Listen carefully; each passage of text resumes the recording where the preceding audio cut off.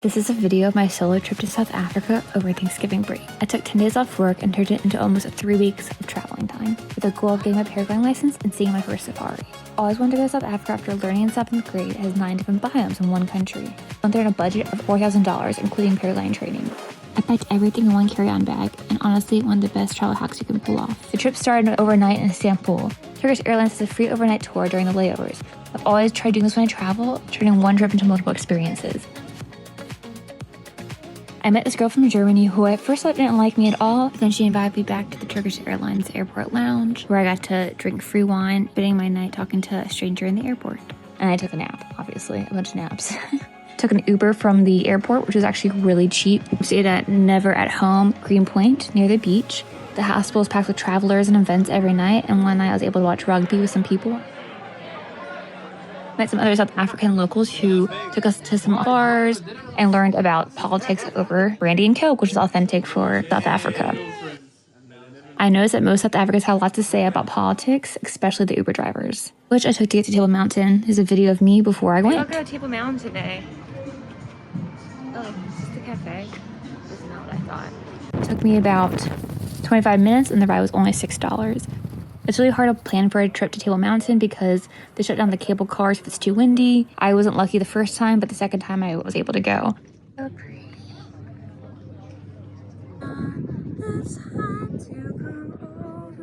I asked for a picture from somebody but they obviously couldn't take one great. It's okay. I still got the memory. You're welcome. Dark water. I didn't get many days in Cape Town, but I made sure I went on a winery tour because South Africa is known for great wines and I love wine. Very good for like I booked this tour through the hostel, and you can definitely do that or do your own research. I also made sure I spent the day at the beach when I was there. This girl from the hostel from Poland who I met. We just got to walk on the beach and we watched a lot of local surfers. It was really fun watching them.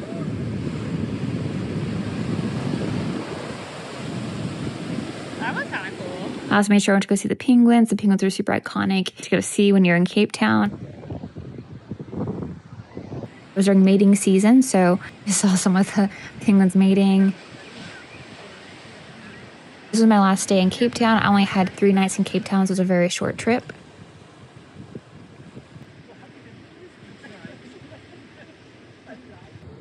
I had a lot of great food. I went to a farm-to-table restaurant next to my hostel, which I had beef for the first time in like 11 months, so that was really exciting. I also got a really good dish of gnocchi. And lastly, I was recommended this place called the Ocean Basket on Cloudbase Street. Walked in there as a single, and a guy behind me did as well. We ended up sharing a great meal together, and I learned that he traveled around the world as a carpenter for TV sets and was currently building the one for Love Island, South Africa. Taking the ride from Cape Town Wilderness around the garden route should take you 5 days. I did it in about 4 hours and tried getting there before dark. It was the time I felt most unsafe in South Africa. I highly recommend you doing a few day trip with somebody else. My phone died at one point. I was able to get to where I needed to go by charging at a local gas station. People were standing along the side of the road trying to get rides. There was no guardrails. There was tons of rocks in the middle of the road. There were even warning signs on the road for baboons. And I was so scared that my car was going to get into a rock or something was going to happen where I got stopped and attacked by a baboon. But eventually I made it to my cute hostel, which was right on the beach where I was going to be paragliding really close to. I woke up and had a croissant for breakfast and some espresso, which I like to do in a new place. We first started on the sand dunes with a couple other people I was paragliding with. I was kind of interrupting in the middle of a course, so there's people coming and going. But I got a paraglide the first day. I got like 5 flights in the first day, and that was pretty exciting. After a day of paragliding,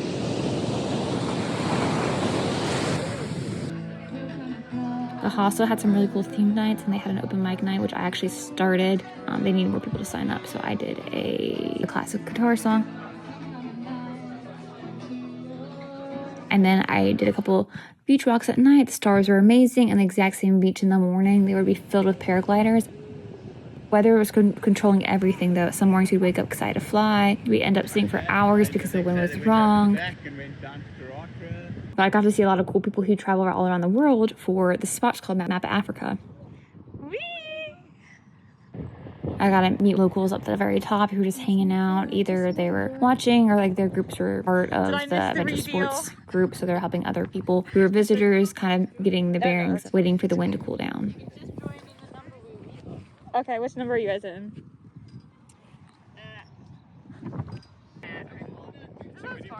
And this was my 20-minute flight. I did not get any great video of it because the last 4 days the weather was so bad, and I was planning on filming the last 4 days, and I didn't get to fly back up there after the last 4 days of my trip there. So unfortunately I didn't get any good footage when I was up there, but it was amazing still. And I ended my day with a charcuterie board from the local market, which I do a lot to save some money. And this is the beach that we literally were just on. The weather was really bad the next day again, so me and a couple people we met from Switzerland, we decided to go on this kayaking trip to this local water hole that was super popular to go to. It was very beautiful, and I got to learn a lot about them and their journey as well. Because sometimes when you finally can make it on your... It was beautiful. My trip was very short though, because I had to run back because I got a call from the paragliding lady. I'm literally running back because I got a message from the paragliding lady, and she said, "We're ready to paraglide. Look at this." I was so scared that I wasn't getting my license while I was here. I knew I only had 10 days there, and already the weather was not doing great for us. The next day the weather was obviously shit, so I just did a beach run.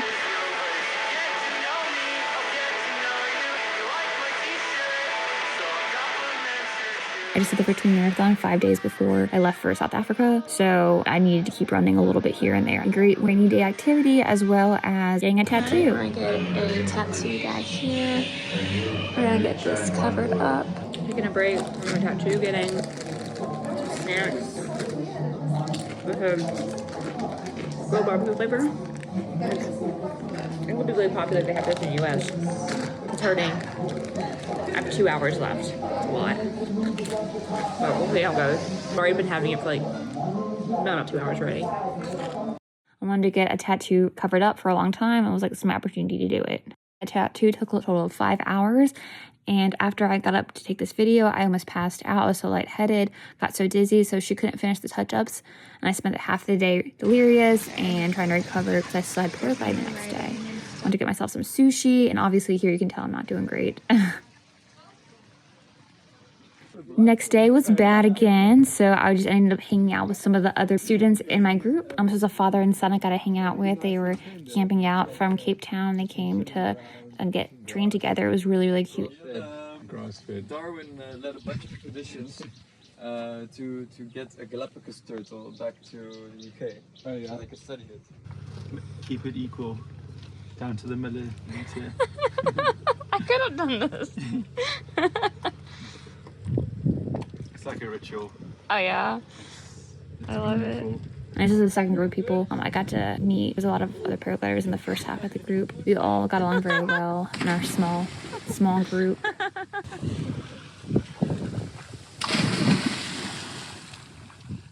I found myself drinking my coffee now. I would get in the water, but it's got my tattoo done, so I feel super lame, but it's fine. I'm hoping to get my paragliding license today or tomorrow, but we'll see how it goes. Got my farewell shirt to South Africa. I just found out I can't finish my course, but I'm gonna go ahead and enjoy myself the last day I'm here.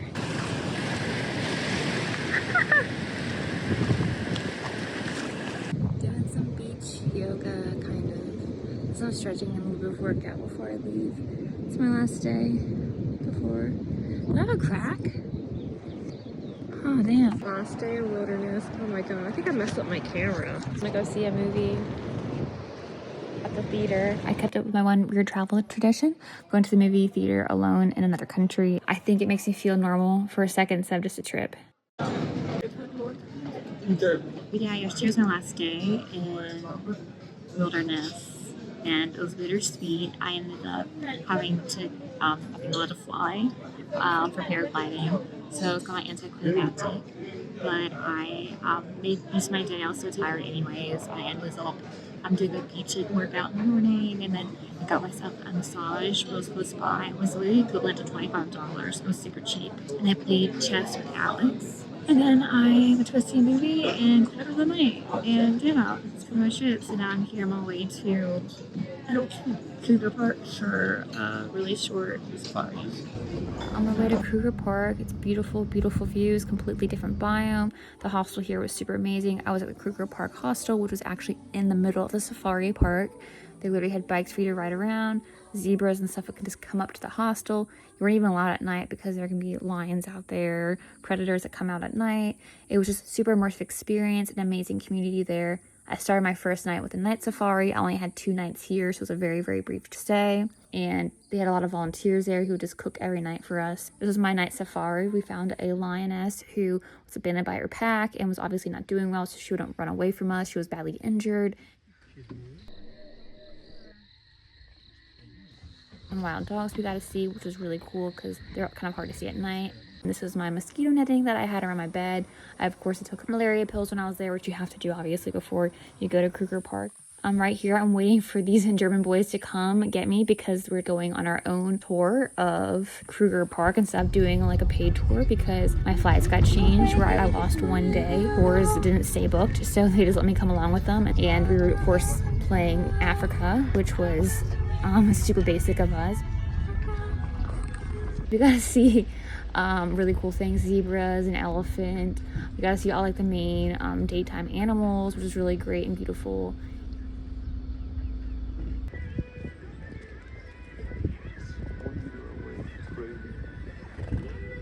We got to see giraffes. These are things I only feel like I got to see growing up in documentaries or like the Jungle Books. People stay here. I've met people who'd stay here in the hostel who are volunteering, who've been there for a month just volunteering, trying to get all the safaris they can under their belt. With the way that safaris are, I can just do like 1 or 2 and then that's fantastic for me because I get the experience. You don't feel so eco-friendly because you're literally in a car driving around, but you find out that the animals aren't scared of you because they see a car like it's an animal instead, and they don't see you as an intruder and they just kind of ignore you. Volunteers cook us a meal like I get every night, like I said. And the next day I had to leave. My flights got changed and my flight wasn't until like 7 p.m. that night. And I had to ride with this hostel dad who had to pick up a bunch of random bricks and like lawn chairs that they needed. Just row with him like a teenage little dirt bag. He spent 2 hours trying to like get them to stack up bricks in his back truck. I needed some candy. I was like, I want to try some candy and so I can show you guys kind of how the candy differed from US. This was actually kind of a fun part of the day, even though I spent the day like loitering a lot. But eventually he got me to the airport from Kruger until back to Cape Town, where I flew out of Cape Town back home. Landed, and of course I have my bag full of little like gifts and stuff for people. I always come back with one little bag of extra things. It's Christmas here, and apparently it was snowing and snowing today, so completely different from when I left. And I was so sad that I was leaving, but now I'm like here. I'm like had my text messages come in from my different groups, and I'm like, this isn't that bad. And yeah, guess vacation's over and it's Christmas time now. So I'm feeling actually pretty good.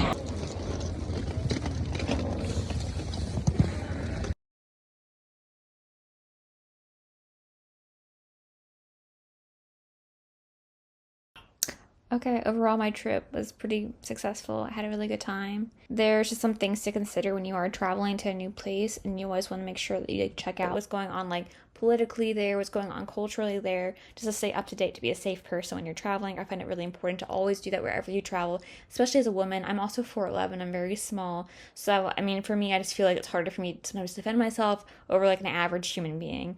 But I felt very safe in South Africa. I felt like the whole time I was respectful of the culture I went around, and I did my research. The most time I felt unsafe the entire time I was traveling, actually when I was driving from Cape Town to Wilderness along the garden route, and the regulations are a bit different in their country where they don't have a bunch of webbing to stop like the rocks from falling from like the side of the ledges, and there was tons of rocks in the middle of the road, and it was a really windy road, and I couldn't really show you a visual in my video because I wanted to be safe, but there's a lot of windy roads and I had to dodge a lot of rocks, and it would really be easy for me to get stuck, like a rock stuck on my wheel, and like somebody just come over, and there was a lot of people on the side of the road trying to get rides or trying to get your attention, just in between like cities or like where the townships were located, and just being aware of your surroundings, and not really like I would not do that again solo. I'd probably have somebody with me, or I would spend a few days doing the Cape Town around the garden route.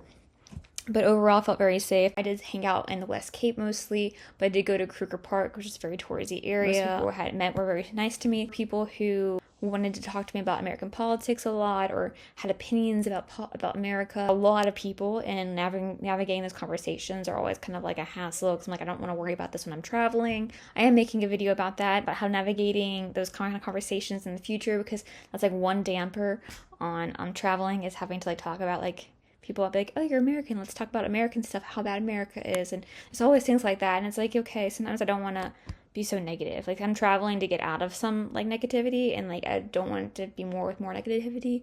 Navigating that's important, and making sure that you're always okay, and within the cultural, like another thing when traveling is like making sure you're okay within the cultural realm of the space. Like if you don't want to be standing out too much or being too disrespectful of the culture around you. So of course doing your research before you travel is always important. I definitely recommend a South Africa trip, but I don't recommend getting your paragliding license there. For me, it was an exciting experience because I'd save money, I got all this experience.